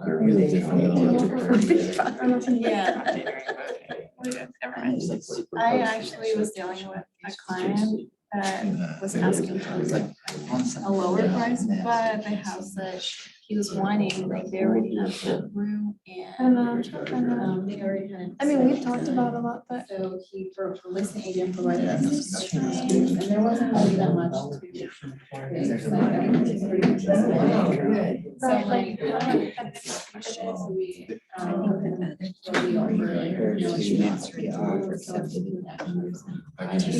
no, I like how you were talking about. Cool.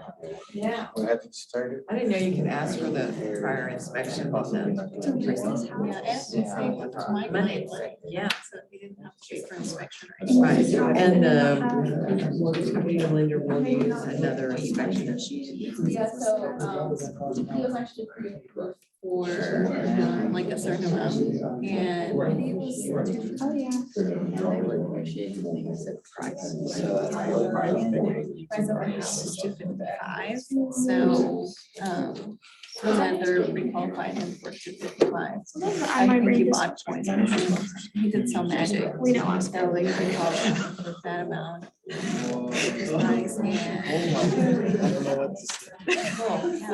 I didn't know that they could do that. You can, you know, She would understand. one or two employees at closing and give them like Like if you're not. So what would happen if we Yeah. did, what, you know, when's the next step? Yeah. Like multiple offers, like can you find anything else in our price range? That's great. That's a best fit. Yeah. Multiple offer situation. No, I'm just gonna say. High activity, she can does it and be set. Yeah. And just explain it to her.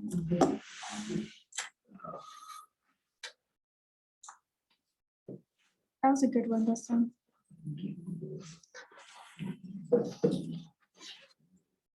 It's getting quiet. I'm guessing we're done. Yeah.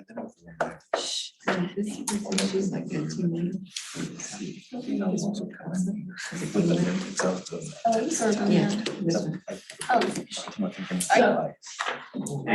Yours, okay, cool. Yeah, Christina's my buyer's agent. I have an admin, and we use their contract to close as our TC. So Lindsay Herring over there, is pretty incredible. And I mean, we'll eventually grow, but I was trying to keep Christina busy right now. So how many do you guys have now? Tell me what. How many people do you have? I wrote it. You too, dream team. Okay. Well, three. Bethany. Our Bethany's admin. upstairs. She's our admin. Okay. So she's the, like, she runs the ship. We just show up. And when did you start? You started just not that long ago, right? In June. In June. Okay. I've been doing this. So your growth is new. Your growth is The new. growth is new. Bethany's been on the team for over a year now. Because I was dying. I was desperate. I mean, when my son was born 3 years ago, the very next day, I went to a final walkthrough and a closing. I didn't have any help, you know? I've had a buyer's agent before, it didn't pan out. We're still friends. She's still an agent and she's a great person. And I learned a lot, and now I'm hoping to make this better, bigger, more successful. Ever since I got it, honestly, I will tell you this, and this is not, I have referred my coach to so many people. I actually just referred her to Paulina upstairs. Her office is just down from us. And Paulina is incredible. She's an incredible agent. She is phenomenal to work with, and she's a good person. And she was overwhelmed. And I was like, girl, just talk to Kathy. And she saw me before I came, right before I came down for this class, and she gave me a big hug. And she was just like, I mean, I'm terrified of Kathy. And I was like, dude, me too. But she's firm, not gentle, but she is very firm, and she will help you. The thing about coaching is if you're not you guys have already accomplished 10 times more than a ton of agents I can talk about. And the reason is because you're sitting in this classroom right now. You're coming to Ignite. Hopefully when Bold comes around, you'll go to Bold. I know it's not cheap. And I know it's kind of scary sometimes to put that type of money out there, but you are your own business owner. This is the cheapest way to start a business, so start running it like a business.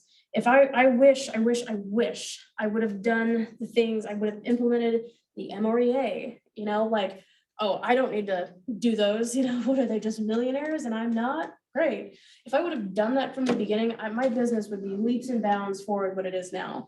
I'm not looking towards back for that, but where I'm at now is incredible. You know, when I started in this industry, I just wanted to make about 50 grand. That's it. But when, like I say, yeah, that's it now. Back then I was like, man, it would be awesome if I could just make at least 50 grand. I don't want to I'm not selfish. I don't need all of the money, but it's not about that. Now I don't even look at it like that. I look at it, how many people can I help? We just threw a client appreciation event and we had about 150 people in attendance. I am counting some of the kids because there was a lot of kids, but we had a lot of people and it was just awesome to talk to those people. And I mean, I'm not going to make $50,000. That's not a goal of mine. Eventually that's going to be my month to month goal. You know what I'm saying? Just like what this is, you have to think bigger than where you're at now, because that's where your true growth is actually going to be. And I know this stuff sounds cheesy, and I do love those self-help books. Man, those are great. But really put the effort into yourself and into your business. It's okay to spend a little bit of money, like for Bold, because you will make your money back. If you don't make your money back after going to Bold, it's a you problem.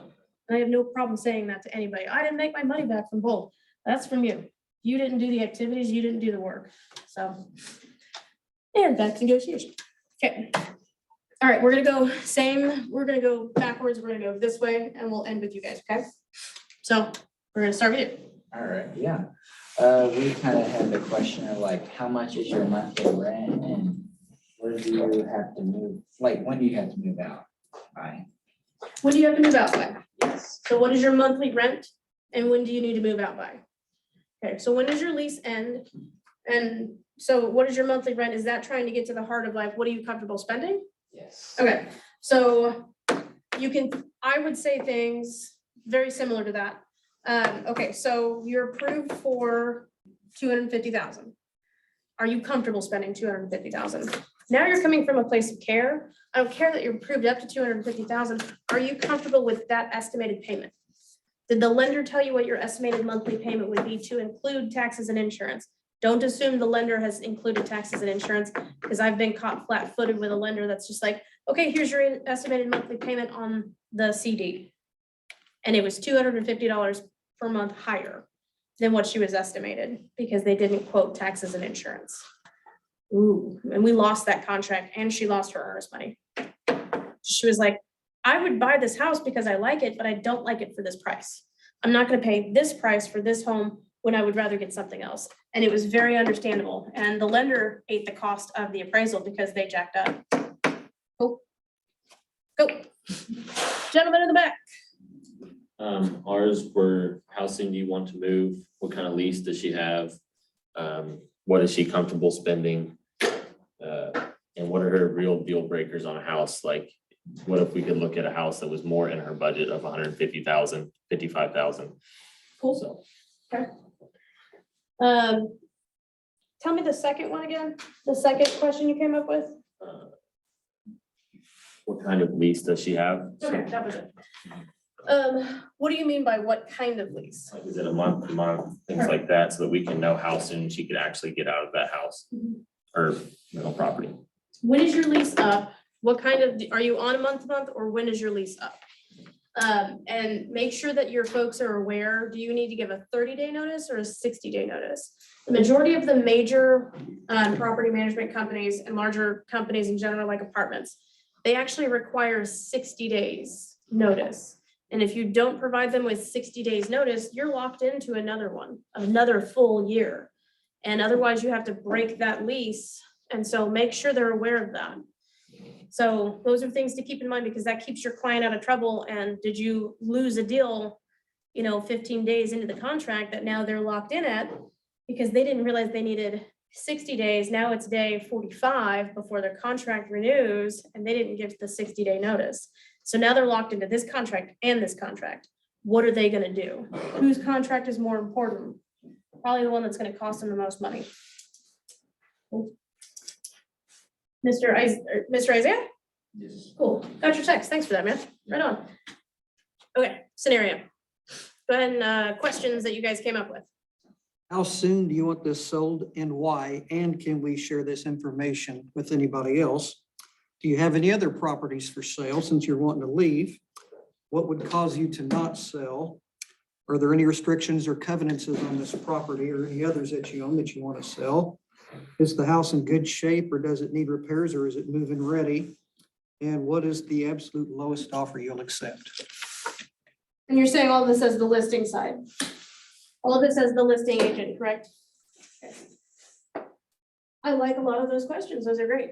So I would caution to be, what is the least amount of money that you would take on this? Because that can be construed as, do you have my best interest in mind? I'm not saying that is necessary, but I am playing that scenario in front of a couple of my past clients, and I'm like, they don't trust. So they would, why are you asking me that? Is that what you're gonna tell people that will take? You maybe preference something like that along with, this is just for my information, but it comps out at this, in this range, for example, 225 to 220, 228. So, I think that will be fine comparative wise, appraisal wise in this range right here. I know that you need to move very quick. I know that you're like, we're moving out of town in 2 weeks. You know, we'll close within 30 to 45 days most likely. But if you need to close quickly, then we need to be really competitive. So what are your thoughts on that? If it comps at 225 to 228, do you want to go ahead and list at 223 or 220? Because then, you know, if you're underdoing it by 2,000 with the property that's nearly identical, 2 blocks over, and they're listed at 225, you go down to 223. Now that agent's gonna be like, damn it. Because you just put it under by 2,000 and it's almost the same, great condition, whatever. You know, those are things to keep in mind too. So those are great questions. Good list, very good list. Next group. Ours, we asked about the lease as well, and then the flexibility in that, whether it was month to month or a year lease.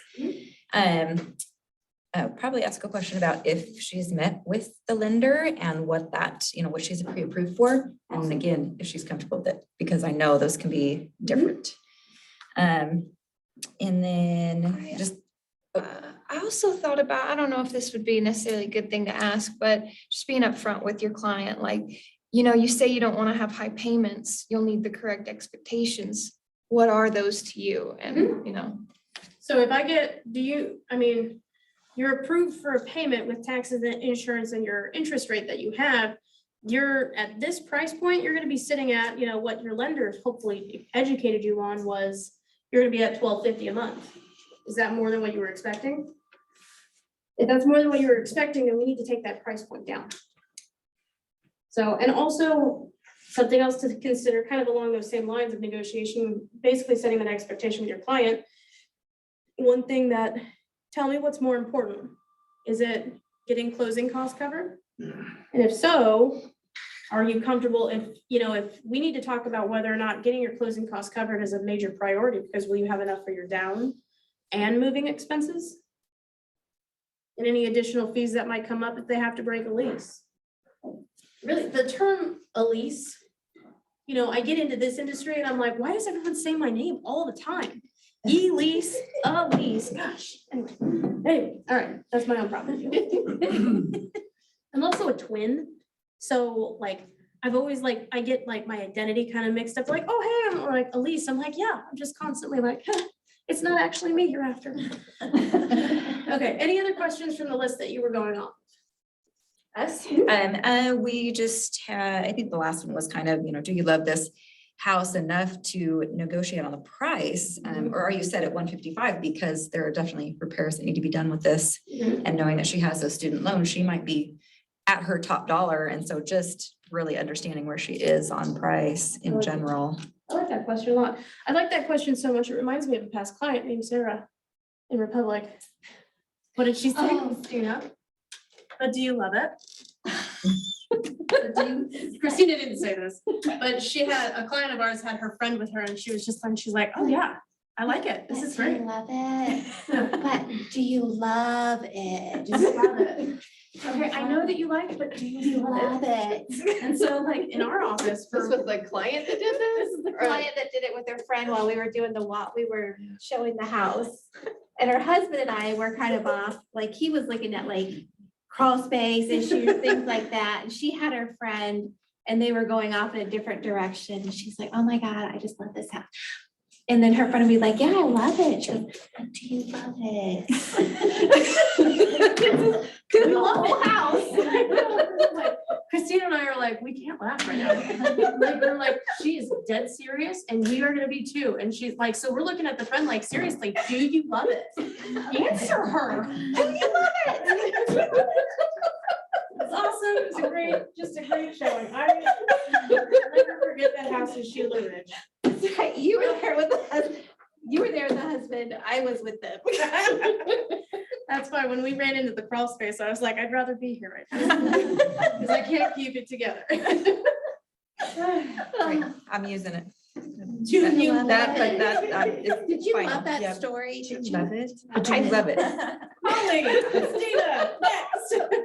The first one we said was like, what about your search criteria change? Like, why is your girl looking, or boy, why are they looking at 175 houses when their budget and when they're wanting to write an offer for 155. Mhm. Then it's making them aware of the multiple offer situation. If it's been quite a bit of activity on the listing, you're gonna say, you're gonna lose, we're not writing this, I ain't the one. I right? ain't the one that's gonna write this. And then again, like the 155 price range, you're like, do you know how much the new roof costs? Cause this is as is, plus your rent or plus your debt and all these other things, and seller concessions and like all of those things, like making your client truly aware of what they're jumping into. And then we also like, are you prepared for the inspection report? Because clearly this is as is, so they're not gonna fix anything. There's gonna be things wrong with it that we can't see. Not just the roof. Not just the roof. So are you prepared to be able to fix the mold that might be under the house, the termites, the old HVAC system? that needs to be replaced? me. Or like educating them, like, what do you think as is means? Like, what does it mean to you? It's like you have the right to inspect, but that means they're not fixing anything. Good luck. Like, you're gonna get this inspection report and they're gonna say, sorry about you, we listed it that way. Because I don't really want to write an offer for $20,000 under. No, you're gonna lose. It's multiple Yeah. offer situation. Like, you're not even, she's not gonna go write this offer up. Like, you're being nice, trying to tell them. I'm trying to warn you people. That's all. All right, okay, very good. All right, and now? So we pretty much wrote down what everybody said, like, have you been pre-qualified, for how much? What is your time frame? Are you renting month to month, or do you need to give a 30-day notice? What is it that you love about the home, and what are your motivations? Awesome. Very good. Okay. Is there anything about any of those questions that you guys want to role play or go through or kind of talk through on any of those questions? So I'm happy to do it. Moving on. Okay. The second P, present. Call the other agent. Pay attention to nonverbal cues like pauses and voice qualities. Keep quiet once you've presented an offer. Listen carefully to what is important to the other party. Stay calm and relaxed. Focus on the customer's needs and give your best offer, or give your offer the best chance. So communication is, majority of all communication is nonverbal. It's not it's not what you're saying, it's how you're saying it, it's how you're presenting it. Your tone is really important. If you're calling and you're just kind of nonchalant, like, hey, this is what I got, I threw an offer your way, let me know what you think. I mean, you're not giving me any details. You're not trying to win me over, like this, this new market that we're heading into is a shift. It's not like when I was a listing agent that's my primary purpose is to find listings. It should be all of our primary purpose is to find listings, because that's how you get more buyers. It was, man, I felt good because I had people calling me and they're just like, Elise, how are you? I'm like, girl, I'm good. What's up? Oh, I saw you showed my house on Mission. What'd you think? Well, how many offers do you have? 7. You write me an 8. I'm like, oh shit, well, what is it gonna take? I'm like, well, I know you collect bourbon too. And I saw your Weller single there. No, I'm just kidding. But the reality is like, it almost was more stressful in that point in time because I had incredible agents calling me, giving me incredible offers, and there could only be one. And it sucked because a lot of people I'm calling back and I'm like, you didn't make it. And they're like, what? I'm like, well, you wrote an offer that was asking price and you gave me a really great pre-qual and you were going to take it as is. Why didn't we accept it? Well, because someone gave us more money, or someone gave us more money or less money, but they took it as is. It was up to my seller at the end of the day, but that's where it's more important as the seller's agent to guide them appropriately. Now we're kind of back to what it was when I first started, back in 2015, where you had to actually have these conversations. You had to actually talk through things. If I had I would ask the questions, what's the most important thing to your seller? Is it, I close a Meridian title. I love Meridian title. I might know that this agent loves Hogan or Legal Land. Legal Land is super convenient for me because I'll just hop across the parking lot. That's great. If I know Legal Land is going to get me the transaction, and that's the only thing that this is hinging on, because they have 2 identical offers, but that agent is just like, I would rather use my preferred closer, hell yeah. We are absolutely gonna use your closer. You know, if it's something where what's the most important thing to your seller? That might be a question where it's like, yeah, it's the simple things. They want a good, clean offer. So when you're writing me an offer, you're the seller's agent, you know, Christina, I'm calling you. I just wanted to let you know, I just sent you an offer. It's in your inbox. I want to let you know, I think this is a good, clean offer. And what I mean by that is we're presenting you with earnest money.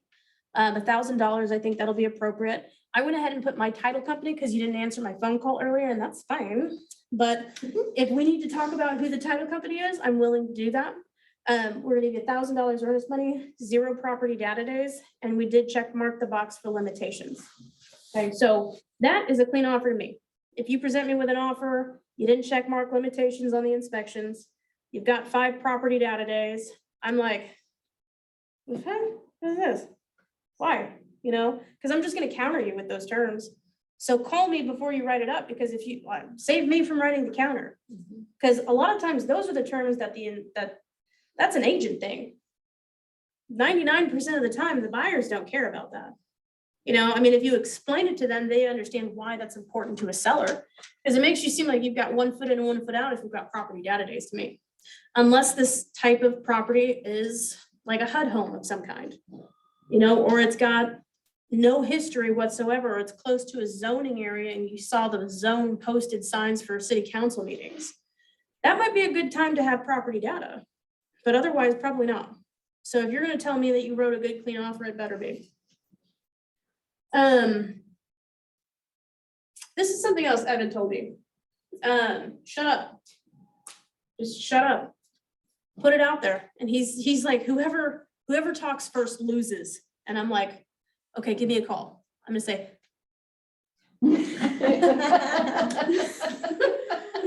Alicia, you there? Ha!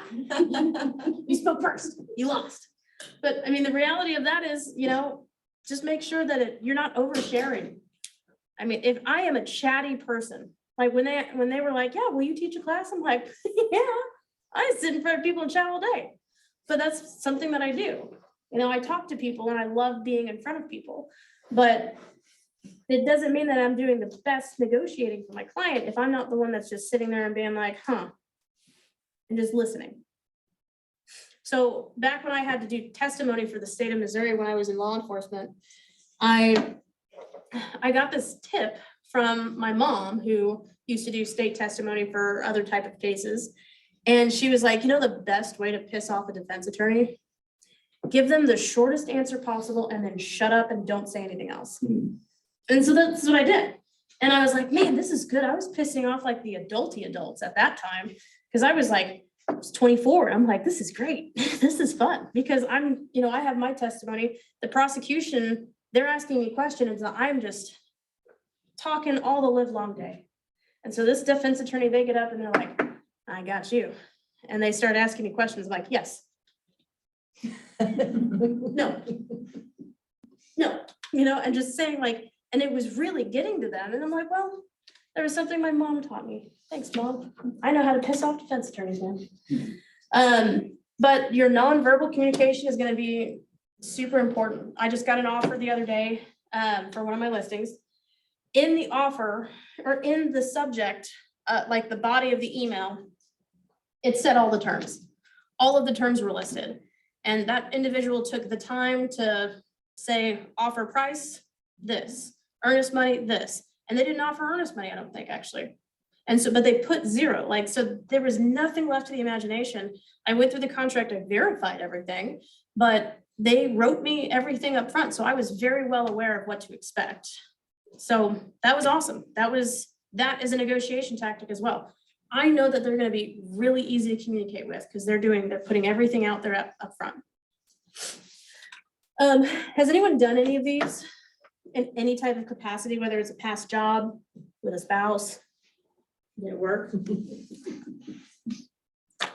No? Yes.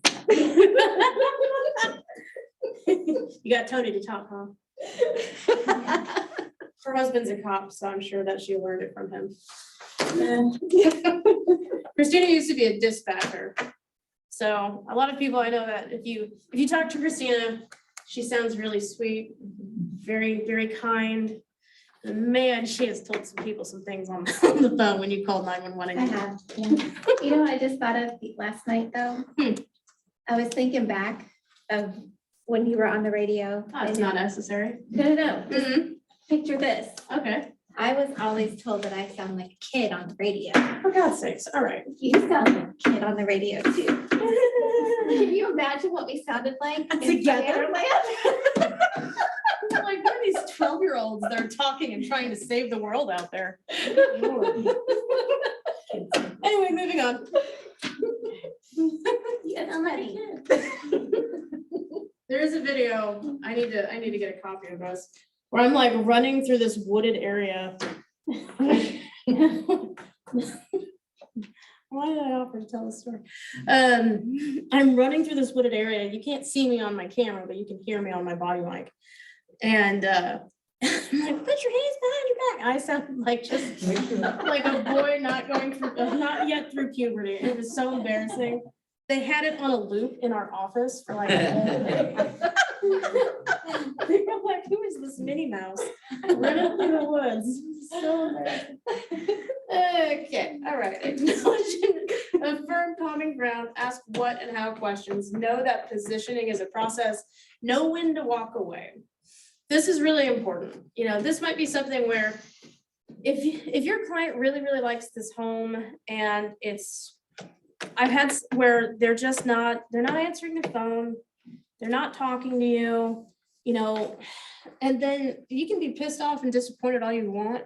If you wrote an offer, make sure that you get it back and acknowledge that it was presented. But if you get no communication from the seller side, and then suddenly it goes pending and you weren't even notified that it was pending and your client tells you, so this is under contract, did we get the contract? And you look on the MLS and you see they double-sided it. That sucks. That hurts.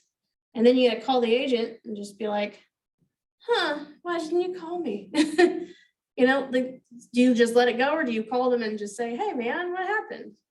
They may not answer the phone, they probably won't. There are agents out there that'll do that. So, and tell your clients like, hey, I called them at 8:30, I called them at 9:45 in the morning, or at night, fuck them. 9:45 at night, hey, saw that this went pending. It's weird, you put it under your name, not mine. So weird, let's talk about that. And if your client's upset about it and you say, I'm gonna have a conversation with my broker, and I'll see if maybe they'll have a conversation with their broker, or if it's the same broker, have that conversation with our broker. Don't let that happen. It's unethical. It's not, and it's just not nice. So know when to walk away. There's several different reasons to walk away. I'm gonna skip this next scenario, I think. I'm gonna skip this one just for the sake of time. You guys cool with that?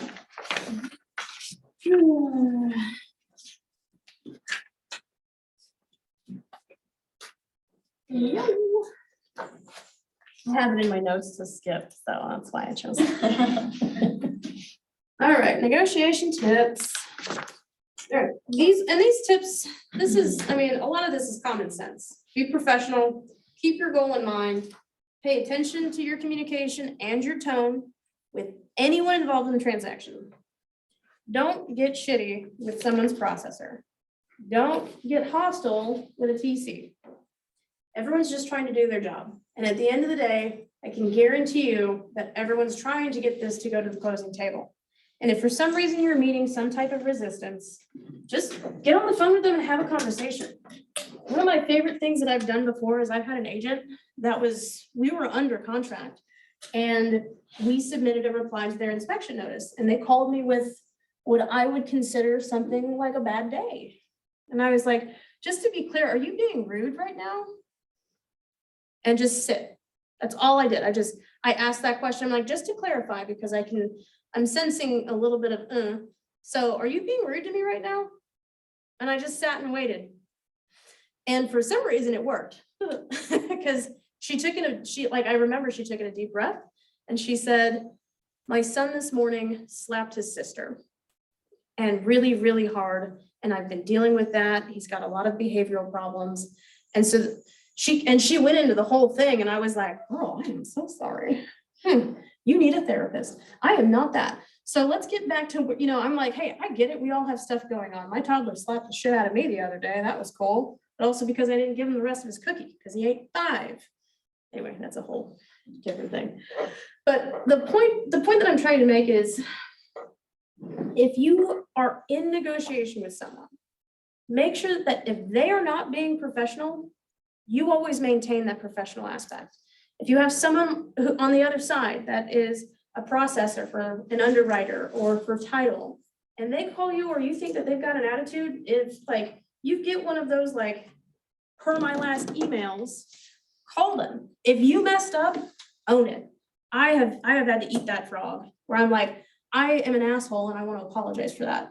And it always, you can wipe the slate clean by saying I made a mistake. If there's something going wrong in the transaction and it's because of me, I would rather it be my fault because I can fix it. If it's the appraiser's issue that they didn't turn the appraisal in and we're chasing them, if it's the lender who didn't turn something in or the buyers that aren't getting information to their lender to close this on time, I can't fix that. It's frustrating for me. I'd rather it be my fault because I can fix it and come to you with a solution. Don't call me with a problem and hope I fix it. That's another thing. Call me with the problem and the solutions. Ideas for the solution and brainstorm with me. That's a great negotiating tactic too. If there's an issue because your buyer is not doing the things they need to do, tell them these are the things I'm trying. This is the problem. These are my solutions that I'm working towards. If there's anything that you can do, I will ask you. And if the agent isn't willing to help you, then you're on your own because you want to get it to the closing table too. Okay. So that's where you're obviously keeping your goal in mind. Pay attention to your communication and your tone. Again, if someone's coming off and they're being really abrasive, ask them why. There's nothing wrong with that. I mean, coming across really cold to someone and if you call me and you're just trying to get an answer, I'm just like, I don't know. Just be like, hey, are you okay? That's not normal for you. You're not normally a dick. But maybe today you're having a hard day. Sorry. Can I bring you some coffee? Like, what's your problem? But maybe not say it like that, but you get it. So, I'm like, why do they like say these things? And I'm like, oh. Both Nicole and Rachel are going to be like, thanks for teaching. That'll be it. Continually refer to your client's motivation when speaking to them. There's going to be a time where they are going to be exhausted. This is a very stressful thing to do. Purchasing and moving, selling and moving is not an easy task. Acknowledge that. Tell them you know how hard this is. We can see the finish line. We just need to get there. These are the things I need you to do. Your lender has asked you 35 times for this one document. Can I help you get it? We see the finish line. Let me help you get there. Don't reveal too much. Listen more than talk. Keep your client's motivation close to your chest. Again, you're still playing this dance. If there's things that that are pertinent to the reason why they're moving or now why they're so much more stressed, their mom just went into hospice. Those are all kinds of things. You have to keep everything in mind. Anything can happen at any point in time. So if your client has had a sudden change or something very serious happen, those are things you need to keep. You need to always make sure that you're paying close attention to those items as well. Okay. Don't be attached to the outcome. We can get all the way to closing and someone says no. I had a client walk away. And we were clear to close. Everything was ready at the title company. And she just said, but this is my home. And I can't leave it to go somewhere else. And I was like, well, the buyers think otherwise. So she had another purchase too. So there were 2 transactions that just went away. For some weird reason, nobody got sued, like my client, and nobody forced them to close. It was a very strange deal, but everybody had like this, you know what? Maybe this isn't the right thing. It was really weird. And don't think that will ever happen because that's not I mean, but you want to talk about having to negotiate? I had to negotiate hard to get her out of the contract. And that sucked because now I'm like, I am negotiating, I am doing my best to make sure I make no money. And that was hard, but it wasn't about the money. It was about making sure the longevity of that relationship lasted. And she eventually moved, and who did she use? Someone else. I'm just kidding. No, she used me. That would have been a homicide. It would have been so sad. I wouldn't be here teaching you today. That's fun. I have. I walked in right at the right time, guys. You guys are all witnesses. All right. Okay, so, I mean, that concludes my class, about negotiating. Is there anything that we went over that you guys want me to clarify on? Anything specific you want to do role playing with? Anything at all? I want those lenders. Huh? I want those lenders. Oh, damn right. Yeah, you do. Okay, I'll write those names down and then, I need 2 ahas before we actually officially wrap up. I liked how you said, call with problems and solutions. Mhm. And have those both ready. Even if you haven't, gotten the solutions to come to fruition, just this is what I'm trying to do. This is what we're working on. Awesome. Very good. One more. I would say call the leasing agent and talk to them, see what their seller's motivation is and try to negotiate with them before writing the contract. Awesome. So you can get a lot of work done on the front end without having to do a lot of back and forth paperwork. The more back and forth paperwork you have, just like any type, if you have a 90-day closing, the further out the closing is statistically, the less likely it will close. Because the more problems can come up. They got stupid and they bought a car. They lost their job. One of the people passed away or is now incapacitated. There's all kinds of things that can happen. The further out your closing date is, the less likely it will actually close. People can change their mind. Happens. So if you have it close, you keep it close. Oh, the other thing that I was getting with that is that the less back and forth you do, and you just have a clean, good offer that everyone's basically agreed to, like, these are the terms we talked about, let's put it on paper, cool, everyone signs. Less time for someone else to come in and swoop it away. So if you do it all up front, you're a lot more likely to get the contract. Cool. All right, I'm gonna write down those lenders' names that I talked about. Again, I suggest, and this is very important, interview your lenders. Just because someone recommends them doesn't mean that they are gonna be a fit for you, your people, or your clients. I go back and forth. The reason I have 2 lenders is because I have 2 very different personalities. I have someone who's very exciting, very like, let's buy a house. I'm your lending lady for life. She says those things. You will, if you call her, you'll know. And she'll say those. Then the other one, he's just like this, hello, just like gentleman. So who do you need more hand holding? Some different banks and different mortgage companies have different lending programs as well. So I have a bank, which is community, or not community, guarantee, and then I have Flat Branch. That is a mortgage company. 2 very different type of programs at times. So, because they have different lenders that back their loans. Okay, I'm done. Thank you. Okay, I thought so. Awesome. Maybe we're So guys, what'd you talk about? I missed the whole thing. homicide. I mean, that's all I've heard. Now I'm really afraid for the future, for sure. I only said 1 cuss word and they can vouch for me. I heard one right there at the end though, so I was curious about how many. 3 now. Now I know 3. I'm gonna get a swear jar out. Okay, well, awesome. I'm gonna go ahead and shut this off and then curious, tell me who needs handwritten cards? Yay, you win a gold star today. I've got handwritten cards for you. How about the rest of you guys? What's going on?